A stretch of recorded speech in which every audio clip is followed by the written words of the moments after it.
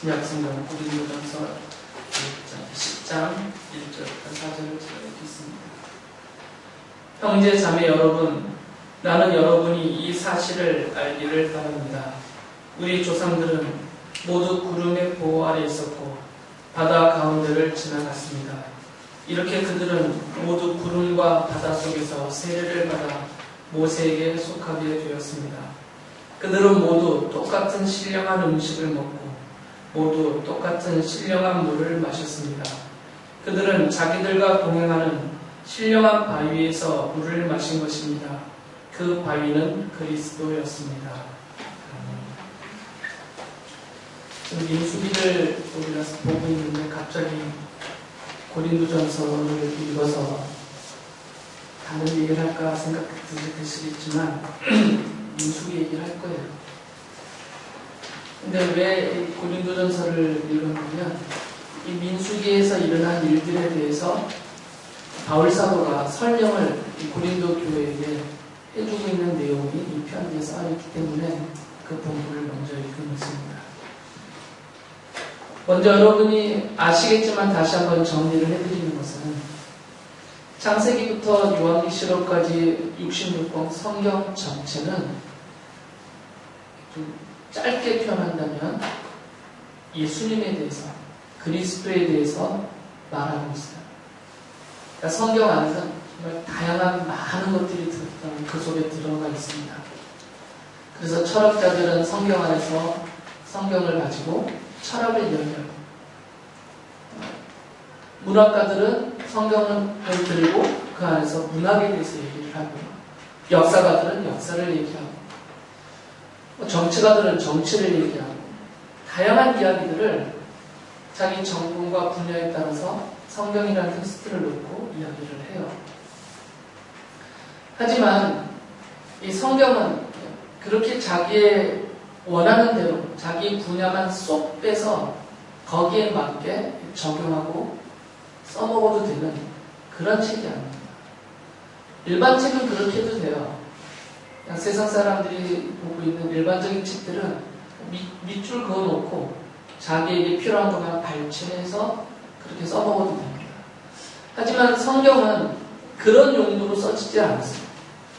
성경은 하나님께서 성경을 쓰게 하신 저자들을 통하여서 하나님의 그 뜻을, 하나님의 의도를, 그 계획을 펼쳐 놓으신 것이 성경이기 때문에 성경을 이렇게 토막토막 조각조각 편집을 해서 이렇게 사용해서는 안 됩니다.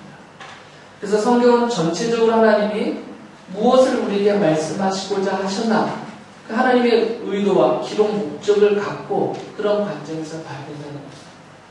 그런 면에서 이 성경은 여러 가지를 말하지만 그래도 가장 핵심적인 것은 예수 그리스도에 대해서 말하고 있습니다. 요한복음 5장 39절에 보면 예수님께서 직접 이렇게 말씀하셨어요. 너희가 성경을 연구하는 것은 영원한 생명이 그 안에 있다고 생각하기 때문이다. 성경은 나에 대하여 증언하고 있다라고 말씀하세요. 지금 예수님께서 말씀하신 그 시점에서의 성경은 구약성경입니다. 아직 신약성경은 써지지 않았을 때죠. 예수님께서 돌아가신 다음에 제자들이 이제 그것을 기억하면서 쓴 것이기 때문에 예수님이 말씀하실 때 또는 사도들이 말할 그 시기에서의 성경은 구약성경이에요. 그러니까 이 성경의 모든 것들은 다 예수님에 대하여서 증언하고 보여주고 설명하고 있다라고 예수님께서 직접 말씀하셨죠. 하나님이신 성자 하나님이신 예수 그리스도께서 직접 이 성경을 기록하게 하신 그 의도와 목적을 말씀해 주신 것입니다. 또 누가복음 24장 27절에 보면 이제 제자들에게 성경을 풀어 설명하시는 장면인데 이렇게 기록되어 있어요. 그리고 예수께서는 모세와 모든 예언자에서부터 시작하여 성경 전체에서 자기에 관하여 써놓은 일을 그들에게 설명하여 주셨다라고 말씀하셨어요. 그러니까 제자들에게 성경을 풀어 설명을 해주시는데 모세는 모세오경이고 예언자는 여호수아서부터 말라기서까지 구약 성경 전체를 모세와 예언자 이렇게 표현하는 거죠. 모세와 선지자 그런 식으로. 그래서 성경 전체가 예수님에 대해서 말하고 있는 것이 있다는 거죠. 사도 바울도 로마에 있는 교인들에게 이 로마서를 써서 편지로 보내면서 그리스도의 복음, 하나님의 복음, 그리스도의 복음에 대해서 설명하거든요. 그러면서 그 복음이 무엇인가를 말할 때 로마서 1장 2절 4절 보면 이렇게 그가 쓰고 있어요. 이 복음은 하나님께서 예언자들을 통하여 성경에 미리 약속하신 것으로 그의 아들을 두고 하신 말씀입니다. 라고 말했어요. 지금 예수 그리스도의 복음은 갑자기 뚝딱 튀어나온 것이 아니라 이미 예언자들이, 성경의 저자들이 구약 성경을 통하여서 미리 하나님의 아들에 대해서 써놨던 바로 그것이 이 복음이다라는 거죠. 이 아들은 육신으로는 다윗의 후손으로 태어나셨으며 성령으로는 죽은 사람들 가운데서 부활하심으로 나타내신 권능으로 하나님의 아들로 확정되신 분입니다. 그는 곧 우리 주 예수 그리스도이십니다. 라고 말해요. 그러니까 구약 성경은 하나님의 아들에 대해서 쓰고 있는데 그 하나님의 아들이 누구냐면 바로 예수 그리스도시다 라고 말하는 거죠. 사도 빌립도 자기 친구인 나다나엘에게 자기가 나다나엘보다 먼저 만난 예수님에 대해서 나다나엘에게 소개를 하고 있는 그런 장면인데 요한복음 1장 45절을 보면 빌립이 나다나엘을 만나서 말하였다. 모세가 율법책에 기록하였고 또 예언자들이 기록한 그분을 우리가 만났습니다. 그분은 나사렛 출신으로 요셉의 아들 예수입니다. 라고 말해요. 그러니까 지금 빌립이 자기가 만난 예수님을 나다나엘에게 소개하면서 예수님이 누구냐면 모세가 율법책에 기록하였고 선지자, 곧 예언자들이 구약성경 여호수아서부터 말라기까지를 쓰신 분들이죠.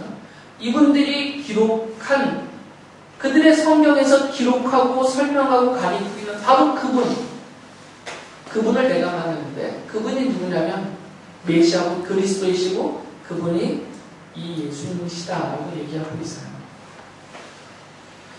예수님은 이 성경 전체가 예수님에 대해서 이렇게 가리키고 예언하고 설명하고 있는 것들이 있는데 이제 그 모든 것들이 예수님이 오심으로 인하여서 다 이루어져야 한다라고 하시면서 예수님이 살아나가시는 과정을 설명을 하셨어요. 누가복음 24장 44절에서 이렇게 말씀을 하십니다.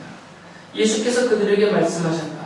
내가 전에 너희와 함께 있을 때 너희에게 말하기를 모세의 율법과 예언서와 시편에 나를 두고 기록한 모든 일이 반드시 이루어져야 한다고 하였다. 그래서 지금 그것이 다 이루어진 것이다.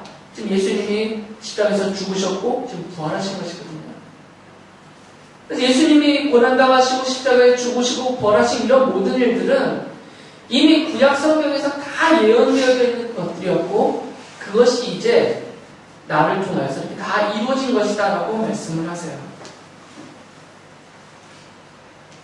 그러면서 이런 내용들을 종합을 하고 사도 바울이 자기 사랑하는 믿음의 제자의 아들인 디모데에게 편지를 써 보낼 때 그에게 성경을 권하거든요. 계속해서 성경에 대해서. 그러면서 디모데후서 3장 15절에 이렇게 말했어요. 그대는 어려서부터 성경을 알고 있습니다. 성경은 그리스도 예수를 믿는 믿음으로 말미암아 그대에게 구원에 이르는 지혜를 줄 수 있습니다. 라고 말해요. 그러니까 바울은 성경의 가치를 말할 때 앞에서 다른 서신서들을 통해서 그 성경은 예수님에 대해서 말하고 있다라고 전제를 해놓고 성경이 예수님에 대해서 말하고 있는 그것이 우리에게는 어떤 가치가 있냐면 구원을 받게 하는 지혜가 이 성경에서 나온다라는 거죠. 정리를 하면 모든 성경은 구약 성경은 장차 오실 예수님에 대해서 말했던 것이고 신약 성경은 그 구약 성경이 예언했던 대로 오신 예수님이 이루신 모든 일들을 얘기하고 있어요. 그래서 신구약 성경은 다 예수님에 대해서 말하고 있는데 이 모든 성경은 예수님에 대해서 말하고 있고 그 예수님에 대해서 말하는 그 이유와 목적이 뭐냐면 성경을 읽으면서 예수님을 알고 예수님을 알므로 내가 믿음으로 구원을 얻을 수 있다는 그 지혜를 성경을 통해서 발견하고 깨닫고 그래서 그것으로 목적이, 그런 의도가 이 성경 안에 있다라는 거죠. 그렇기 때문에 우리가 좀 민수기를 보고 있는데, 예전에도 말씀 자주 드렸던 내용 그대로입니다. 민수기를 보고 있는데, 앞서 말씀드린 것처럼 모든 성경이 예수님에 대해서 말하고 있다면 그 모든 성경 속에 있는 성경 66권 중에 네 번째 순서에 있는 그 민수기도 당연히 누구에 대해서 말하는 거겠어요? 당연히 예수님에 대해서 말하는 성경이다라는 거죠.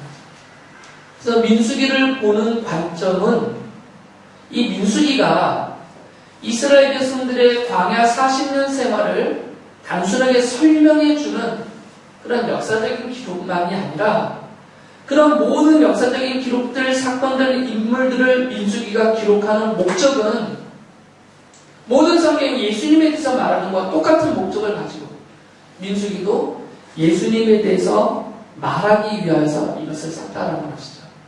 그래서 민수기는 이런 계시적인 그리스도에 대한 계시적인 관점을 가지고 봐야 되는 성경입니다. 우리 주일학교 학생들에게 제가 말하는 것처럼 좀 유치하게 표현을 한다면 민수기에 보면 재미난 사건들이 많이 있어요. 보면 신기한 기록들도 있고 그런 기록을 보면서 야 대단하다, 야 놀랍다 이러고 끝나면 안 된다는 거죠. 만나 하늘로부터 매일 내려와서 그들을 먹이셨어요. 야 정말 놀랍다, 대단하다, 하나님이 사랑이 넘친다 이러고 끝나면 안 된다는 거죠. 반석에서 물이 나와서 그들이 목말라 죽지 않도록 하나님이 물을 주셨어요. 그래서 그 물을 마시고 그들이 살았어요. 그걸 보면서 야 어떻게 이런 일이 있을 수 있는가, 정말 하나님의 능력이 대단하다, 정말 은혜다, 사랑이다 이러고 끝나면 안 된다는 거죠. 그렇게 끝나버리면 예수님이 없잖아요. 그런 해석에서는 이스라엘 백성들이 불순종하고 광야에서 40년 동안 고생하며 살았다. 우리는 그들처럼 그렇게 불순종하지 말고 믿음으로 순종하며 살자, 이렇게 삶에 적용하고 끝내버리면 안 된다는 거죠. 예수님이 없으니까 그 설명과 해석에는. 그래서 민수기에 나오는 인물들, 사물들, 그리고 사건들, 그것을 전체적으로 보면서 이런 것들을 통해서 하나님이 예수님에 대해서 우리에게 뭐라고 알려주고 계시는지를 찾고 그것을 풀어보면서 예수님에 대한 놀라운 일들을 깨달아야 된다는 것이에요. 이것이 이 민수기를 우리가 읽고 해석하고 받아들이는 가장 중요한 관점이 되는 것입니다. 그래서 한마디로 하면 민수기는 그리스도에 대한 계시예요. 민수기는 단순한 이스라엘 백성의 광야 40년의 기록이 아니라는 거죠. 바로 민수기는 그리스도에 대한 계시예요. 그러니까 당연히 민수기는 그리스도에 대한 계시적인 관점으로 하나하나를 자세하게 살펴야 됩니다. 이미 앞서서 제가 쭉 설교하고 설명해드렸던 출애굽기와 레위기의 모든 내용 안에 당연히 출애굽기도 레위기도 모든 성경이 그리스도에 대해서 말하고 있기 때문에 당연히 예수 그리스도에 대해서 말했어요. 그리고 그 말한 내용들에 대해서 제가 쭉 말씀을 드렸습니다. 지금까지. 예를 들면 출애굽기와 레위기 안에 있는 것들이 있죠. 대표적인 것들 몇 개만 들면 6월절, 그리고 그 6월절날 잡았던 6월절 어린 양, 예수님이라고 말씀을 드렸죠. 예수님에 대해서. 또 뭐가 있었어요? 출애굽기 레위기에 나타나고 있는 중요한 인물, 사물, 사건들. 기억을 더듬어 보시면 몇 개라도 말씀을 해주셔야 제가 힘든 건데. 아시는 거 먼저 얘기해버려서 제가 6월절. 6월절하고 또 뭐 있었어요? 하나님이 모세에게 뭘 만들라고 하셨죠? 성막. 성막과 그 안에 있는, 성막의 안에 있는 물건들. 뭐 언약궤라든지 떡상이라든지 등잔대라든지 이런 것들. 또 향로, 뭐 제단 이런 것들. 또 뭐 있어요? 그래서 성막에서 뭐가 들어져요? 제사. 성막 제사를 해서 반드시 필요한 사람이 누구죠? 제사장. 다 설명해 드렸잖아요. 이거 말고도 많죠. 구름 기둥, 불 기둥 이런 것들. 그 외에도 많아요. 근데 이렇게 출애굽기와 레위기에 이미 제가 설명해 드렸던 걸 지금 다시 할 수는 없고요. 이제 민수기로 넘어와서 출애굽기와 레위기에서 나타났던 그리스도에 대한 모형, 예표 이런 것들이 끊어진 게 아니라 계속 지속됩니다. 민수기에서도.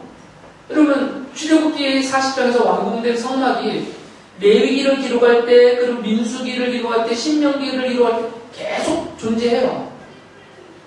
여전히 만나는 내리고 있고, 또 여전히 6월절 제사가 드려지고 있고, 여전히 제물은 잡서, 이런 것들은 계속 지속되고 있는 겁니다. 단절된 것이 아니고. 이런 것들이 지속되면서 민수기에 추가되는 것들이 있어요. 그 추가되는 것들 크게 두 가지와 이미 출애굽기부터 시작했지만 민수기가 본격적인 광야 40년 생활이기 때문에 그 40년 동안 하나님이 그들을 먹이셨던 그 만나, 이 세 가지를 좀 중점적으로 오늘 보려고 해요.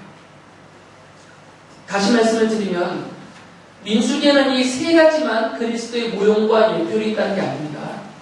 이미 출애굽기부터 더 거슬러 올라가면 창세기부터 시작된 장차 오실 예수 그리스도에 대한 모형과 예표가 계속 지속되고 있어요. 민수기에도. 여기에 이제 민수기에 새롭게 등장하는 두 가지. 뭐겠어요? 민수기를 혹시 읽어보신 분들은? 아니면 눈치라도 빠르셔서 주보를 보신 분들은? 만나는 이제 출애굽기부터 이미 나온 것이지만 이게 민수기 전체 40년 동안 주기 때문에 이거 제가 추가를 한 거고요. 민수기에 등장하는 추가된 두 가지가 있어요. 반석에서 나온 물, 또 뱀, 구리로 만든 뱀. 이거는 출애굽기에 없는 내용입니다. 이 두 개가 추가가 되죠. 그래서 이 세 가지만 좀 살펴보려고 해요. 다시 한번 그 말씀을 드리면 모형과 예표는 같은 말이 아닙니다. 모형은 상징적인 그 어떤 것이에요. 그러니까 예수님은 이런 분이시다라는 것을 상징적으로 보여주는, 그리고 예수님이 오셔서 그 어떤 일을 하실 것이다 이런 것들을 상징적으로 보여주는 그것을 모형이라고 부르고, 예표라는 말은 장차 예수님이 오셔서 이런 일들을 할 것이다라는 것을 미리 사건으로 보여주는 게 예표예요. 그러니까 성막은 모형이겠죠.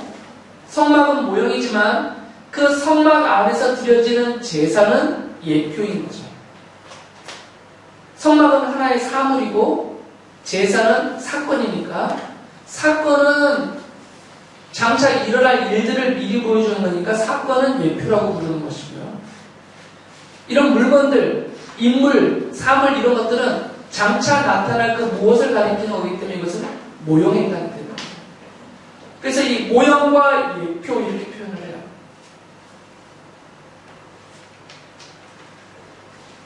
이런 모형과 예표는 계속 지속이 됩니다. 그리스도 오실 때까지 선지자의 글들에도 이것은 계속 지속이 돼요. 그래서 오늘은 이 민수기 안에서 나타나는 이 모형, 예표적이고 모형적인 것 세 가지만 좀 말씀을 드리려고 해요. 첫째는 하늘로부터 내려온 만나입니다. 출애굽기 16장 15절에 보면 이런 기록이 있거든요. 이스라엘 백성들이 이집트에서 탈출한 다음에요. 광야로 나온 다음입니다. 이스라엘 자손이 그것을 보고 그것이 무엇인지 몰라서 서로 이게 무엇이냐 하고 물었다. 모세가 그들에게 말하였다. 이것은 주님께서 당신들에게 먹으라고 주신 양식입니다. 이스라엘 백성들이 광야에 나왔더니 먹을 것이 없어요. 그래서 하나님이 그들에게 먹을 것을 주신 거죠. 새벽에 이슬이 내릴 때 하늘로부터 만나가 함께 들에 이스라엘 진 사방에 다 덮여 놓였어요.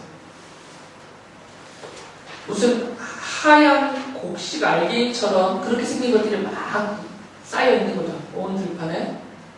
그래서 처음 만나가 내린 날 이스라엘 백성들이 이제 하나님이 그걸 모세를 통해서 말씀하셨거든요. 가서 그것을 가져다가 먹어라. 그래서 그들의 집 밖으로 나왔더니 만나가 덮여 있었어요. 근데 이게 처음 보는 거니까 그 만나를 가리키면서 이게 뭐냐라고 서로 물어봤어요. 그걸 히브리어로 만나라고 하는 거죠. 그러니까 만나는 이게 뭐냐라는 그 말 뜻이 그대로. 신앙스러운 말이 아니고 만나의 뜻이 그렇다는 거예요. 이게 뭐야 이런 뜻이에요. 출애굽기 16장 35절에 보면 이스라엘 자손은 정착지에 이를 때까지 40년 동안, 이 정착지는 가나안 땅입니다. 40년 동안 만나를 먹었다. 가나안 땅 접경에 이를 때까지 만나를 먹었다. 그리고 가나안 땅에 들어가서 농사를 짓기 시작하면서 만나가 끝났어요. 그때부터 내리지 않습니다. 그러니까 하나님께서는 40년 동안 광야 생활 40년 하는 동안 만나를 내리셔서 그들을 먹이셨어요. 근데 이것에 대해서 예수님께서 요한복음 6장에서 이 하늘에서 내린 만나에 대해서 쭉 설명을 하거든요. 이스라엘 백성들, 유대인들을 향하여서 너희들의 조상은 광야에서 40년 동안 하나님이 하늘로부터 내려준 그 만나를 먹고 살았다. 이것을 설명을 해요. 그러면서 6장 51절에 보면 이렇게 뒷부분에서 이런 말씀을 하십니다. 나는 하늘에서 내려온 살아있는 빵이다. 이 빵을 먹는 사람은 누구나 영원히 살 것이다. 내가 줄 빵은 나의 살이다. 그것은 세상에 생명을 준다라고 말씀하세요. 그러면서 이 앞에 부분에 무슨 설명이 있었냐면 너희들의 조상 이스라엘 사람들은 광야에서 하나님이 주시는 하늘로부터 내려오는 그 만나를 먹고 살았지만 결국 그들은 다 죽었지 않았느냐. 그러니까 만나는 그들을 일시적으로 살려주는 40년 동안 먹고 살게 하는 그런 역할은 했지만 결국은 다 죽었다. 만나를 먹은 사람들도. 그런데 나는 누구냐? 나 예수는 나는 그 만나가 모형으로 예표로 보여주고 있었던 바로 근데 나는 하늘로부터 만나처럼 하늘로부터 내려오는 빵이라고 얘기를 하신 거죠. 그런데 하늘로부터 내려온 빵인 나를 먹는 사람은 죽지 않는다. 영원히 죽지 않는다. 그 사람에게는 생명이 주어진다라고 말씀하신 거예요. 그래서 광야에서 내렸던 이 만나는 그것이 어떤 의미로 내려진 것이냐면 물론 당시 유대인 이스라엘 사람들이 광야 40년 생활하는 동안 먹고 살 수 있도록 그들을 돌보시는 하나님의 은혜였어요. 그런데 단순한 하나님의 그 백성을 돌보시는 은혜가 아니라 이것은 이중적이기 때문에 계시란 말이죠. 그것은 장차 오실 예수 그리스도를 미리 보여주는 계시였던 거죠. 하늘에서 만나가 내려서 그 백성을 살게 한 것처럼 내가 하늘로부터 온 살아있는 빵인데 나를 먹는 자는 영원한 생명을 얻는다라고 하시는 말씀입니다.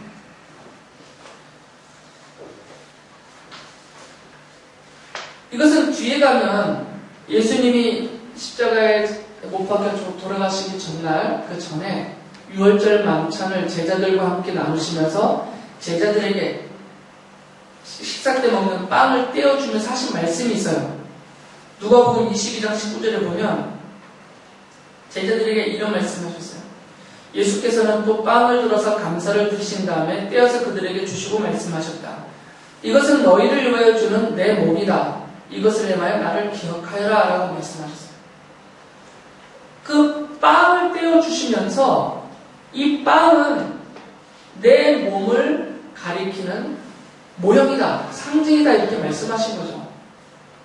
그래서 예수님이 띄워주시는 그 빵은 무엇을 연상시키냐면 광야에서 하나님이 그 백성에게 주셨던 그 만나를 연상시키는데 이 빵은 믿음으로 먹는 자들에게 영원한 생명을 주는 내 몸이다 라고 말씀하신 거죠. 그럼 성찬식 때 우리가 지금 예배, 성찬 예배를 드리며 빵을 떼고 있는데 우리가 떼서 먹고 있는 그 빵이 먹으면 살아요, 영원히? 그건 아니라는 거죠. 만나가 모형이었듯이 예수께서 유월절 만찬 때 떼어주셨던 그 빵도 모형이고 우리가 성찬식 때 떼어 먹는 그 빵도 상징적인 모형이라는 거죠. 다 무엇을 가리키냐면 예수님을 가리키고 있는 것입니다. 그래서 예수님을 먹는다라고 표현을 한 것이에요. 만나를 먹었기 때문에. 만나를 먹은 것처럼 예수님도 먹는다라는 표현을 하셨을 뿐이에요. 그 표현에 담긴 먹는다라는 표현은 믿음으로 예수님을 영접하고 그 믿음으로 예수님을 받아들인다라는 거죠. 자신의 구세주. 그런 자들에게 믿음으로 예수님을 영접하는 그들에게 영생을 주신다라는 바로 약속이 그 계시로서 하늘로부터 내려온 그 만나에 들어가 있었다는 거죠. 두 번째는 이제 반석, 바위에서 나온 물인데 이 사건은 두 번 있었어요. 출애굽기 17장 6절에 보면 이스라엘 백성들이 그 르비딤이라는 곳에 도착했을 때 마실 물이 없어서 그들이 불평하고 원망하고 막 하나님을 거역하고 그랬죠. 또 한 번은 민수기 20장 8절에 보면 가데스라는 곳에 도착했을 때도 똑같은 상황이 반복됐어요. 그러니까 두 번의 사건이 똑같이 반복이 됐는데 물이 없어서 백성들이 죽게 됐다고 아우성을 칠 때요. 그때 하나님이 방법에 있어서 좀 달랐지만 결과는 똑같이 하나님이 명하신 그 바위에서 물이 나와서 이스라엘 백성들과 그들이 데리고 온 모든 가축이 다 마시고 살 수 있게 해주셨죠. 바위에서 솟아나온 물 이야기예요. 이것에 대해서 사도 바울이 고린도 교회 교인들에게 편지를 써서 이 광야에서 벌어졌던 그 사건, 바위에서 물이 나왔던, 그래서 그 백성을 살게 했던 그 사건을 설명하면서 이렇게 말을 합니다. 10장 3절에서는 신령한 음식은 만나 이야기예요. 좀 전에 말씀드렸던. 그리고 10장 4절에 가서는 모든 꽃같은 신령한 물을 마셨습니다. 그들은 자기들과 동행하는 신령한 바위에서 물을 마신 것입니다. 그 바위는 그리스도였습니다. 라고 말했습니다. 그 광야에서 물이 쏟아나와서 그 백성을 살게 했던 그 바위는 바로 예수 그리스도다라고 말한 거죠. 이거는 직설법이 아닙니다. 직설법은 바위는 곧 그리스도다 이렇게 말하는 거예요. 똑같이 보는 건데 이건 똑같다라는 직설법이 아니라 비유법이죠. 그 바위는 그리스도를 가리키고 있다는 거예요. 사도 바울이 직접 설명을 해줬잖아요. 이렇게 그 바위는 그리스도다. 그러니까 이 바위에서 솟아나는 물, 이 사건은 장차 오실 예수 그리스도가 그를 믿는 하나님의 백성들 자녀들에게 생명을 주셔서 영원히 죽음의 목마름에 빠지지 않는 영원한 생명을 공급받게 해주시는 바로 그것을 미리 설명하고 있는 것이다 라는 얘기입니다. 그런데 여기 사도 바울의 이 표현에서 중요한 하나가 있는데 그게 뭐냐면 그들은 자기들과 동행하는 신령한 바위라고 표현했어요. 이 신령한 바위는 지금 그리스도라고 말했으니까 이건 어려움이 없는데 그들과 동행했다라는 표현이에요. 이스라엘 백성들이 40년 광야 생활하는 동안 물이 나오고 있던 이 바위가 둥둥 그들 옆에 떠다녔다는 유치한 표현은 아니겠죠. 바위에 다리가 달려서 그들과 함께 걸어갔다는 표현은 아닐 것이 당연히. 바위로 가져간 무엇이 있었다 이런 유치한 표현은 안 해요. 그들이 르비딤에서 만났던 그 바위, 가데스에서 만났던 그 바위는 어쩌다가 우연히 마주친 바위가 아니라는 것이죠. 이것은 하나님이 그들의 광야 40년 그 여정 중에 이미 계획해 놓으셨던 그들을 위해서 예비해 놓으셨던 그 바위인 거죠. 우연히 거기 가서 만난 게 아니에요.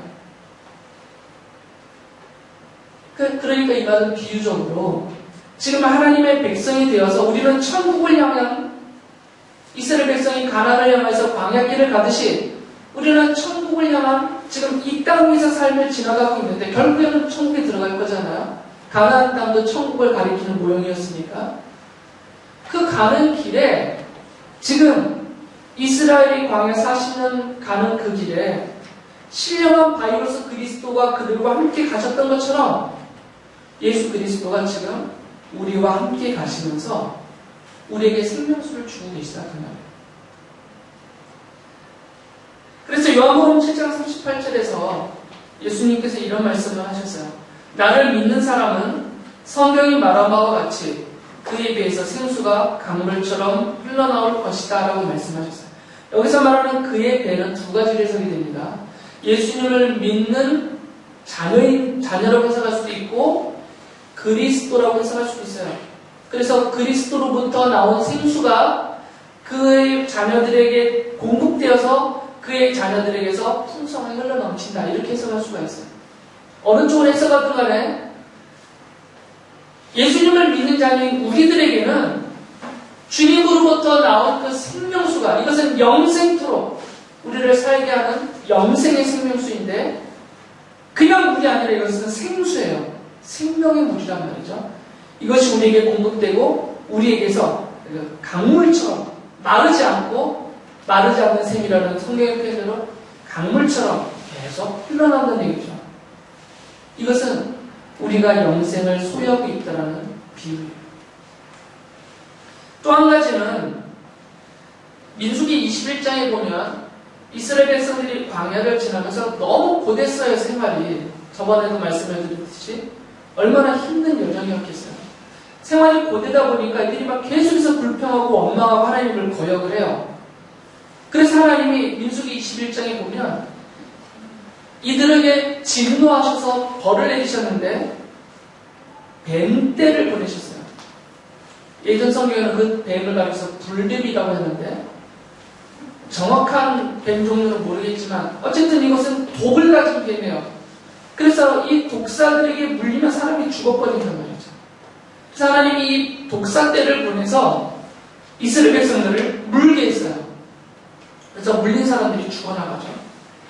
그래서 이들이 모세에게 찾아와서 우리가 잘못했다고 회개하면서 하나님께 우리를 위하여 간청해달라고 부탁을 했고 모세는 하나님께 이 백성들을 살려달라고 간청을 했죠. 그래서 하나님이 모세에게 그들이 살 길을 알려주셨는데 구리로 지금 사람들을 물고 있는 그 뱀의 모양을 똑같이 만들어서 이것을 예전 성경에는 장대라고 표현되어 있는데 세번역 성경은 기둥이라고 했어요. 그러니까 어쨌든 이렇게 높이 들려 세워져 있는 거죠. 그 위에다 달아놓으라고 했어요. 높게. 누구든지 볼 수 있도록. 이게 밑에다 놓으면 안 보이니까 멀리서는. 그래서 모세가 그 하나님 말씀대로 구리로 그 뱀의 모양을 만들어서 기둥 위에 높게 달아놨어요. 그러면서 그들에게 하나님의 약속을 전했죠. 이것을 쳐다보는 사람들은 죽지 않고 살 것이다. 그래서 그 하나님의 약속을 믿고 그 말씀을 믿고 받아들인 사람들이 기둥 위에 달려있는 구리로 된 그 뱀을 쳐다봤어요. 그리고 그들은 사라져. 이런 사건이 기록되어 있습니다. 그런데 예수님께서는 이것에 대해서 직접 해석을 해줬어요. 이게 무엇을 가리키고 설명하는 것이냐면 요한복음 3장 14절에 보면 예수님 이런 말씀하십니다. 모세가 광야에서 뱀을 든 것 같이 인자도 들려야 한다 라고 말씀하셨어요. 그러면서 15절에서는 그것은 그를 믿는 사람마다 영생을 얻게 하려는 것이다. 자신이 이게 결국은 십자가에 들려 못 박혀 죽임을 당했잖아요. 예수님이 이렇게 십자가에 들려 못 박혀 죽임을 당하는 그것은 믿는 사람들에게 영생을 주기 위해서다라고 말씀하셨어요. 그래서 광야에서 이 민수기에서 나타나는 모세가 만들어 기둥 위에 달아놓았던 그 구리뱀은 결국은 예수님이 십자가에 달려서 죽으실 그 일에 대한 예표였다는 것이죠. 예수님이 직접 그렇게 해석을 해주셨어요. 지나가버린 과거의 어떤 사건이 아니라 그것이 예수님의 십자가를 가리키고 있는 것이다 라고 말씀을 하신 거죠. 지금 민수기에서 나타나고 있는 세 가지를 말씀을 드렸어요. 만나, 그리고 바위에서 솟아나는 물, 그리고 모세가 만들어 들었던 그 구리뱀. 근데 이 세 가지는 공통적으로 지금 누구를 가리키고 있냐면 예수님을 가리키고 있고 예수님께서 그를 믿는 자들에게 생명을 주신다. 그것은 마르지 않는 샘과 같은 영원한 생명이다. 이것을 설명하는 모형이고 예표였다라고 해석을 해주셨다는 것이죠. 그렇다면 이 민수기에 기록된 이 모형적으로 예표적으로 게시되었던 이 사건들과 그것을 해석한 신약의 내용들이 오늘 우리에게 무엇을 말하고 있느냐, 이게 결론이겠죠. 왜 그렇게 기록하셨고 왜 그런 말씀을 하시고 계시는가? 그건 바로 약속입니다.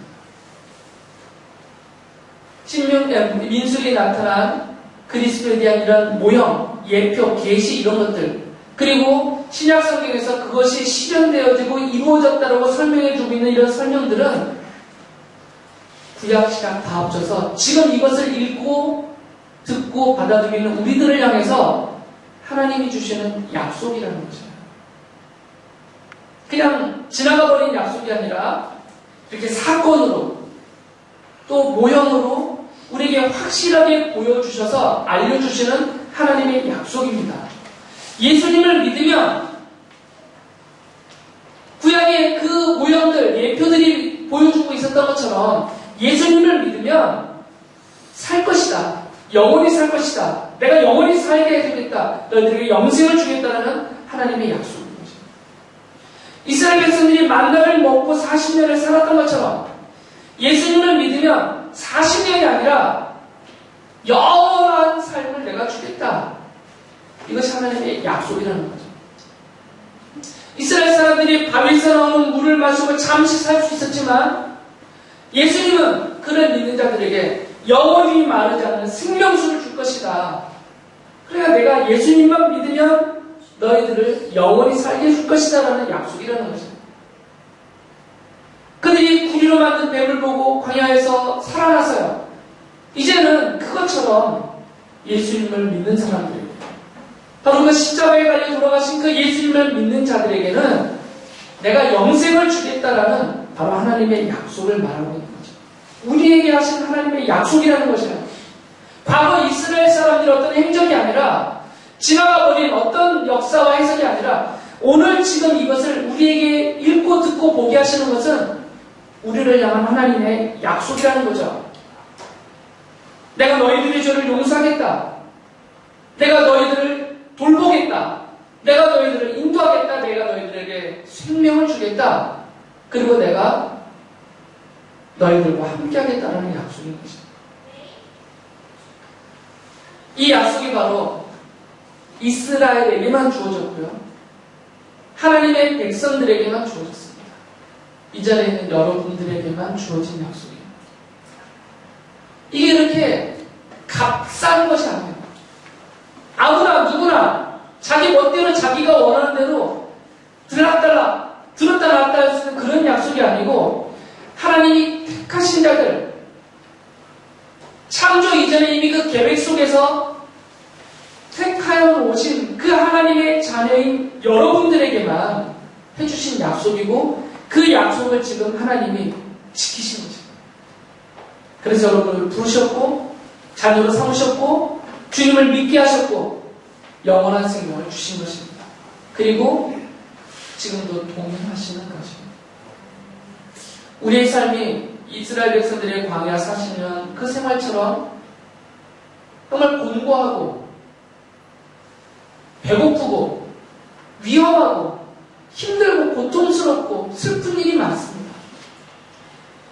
그러나 그들을 하나님이 가나안 땅까지 동행하시면서 돌보시면서 인도하신 것처럼 이것은 약속이기 때문에 우리 주께서 여러분과 함께 계시는 것입니다. 그리고 그들을 만나러 먹이신 것처럼 여러분을 먹이실 것이고 지켜주실 것이고 돌보실 것이고 인도해 주실 것입니다. 이 약속을 믿으시고 이스라엘 백성들은 이 믿음이 없어서 광야 40년 동안 불평하고 원망하고 하나님을 거역하면서 살았습니다. 그러나 우리는 그렇지 않습니다. 우리에게는 믿음을 주셨기 때문에 주신 믿음으로 이것을 감사하면서 더욱더 주를 어떤 상황에서든지 의지하고 바라보면서 또 최선을 다해서 순종하면서 그 나라를 바라보고 나아가는 우리들이 될 수 있기를 바랍니다.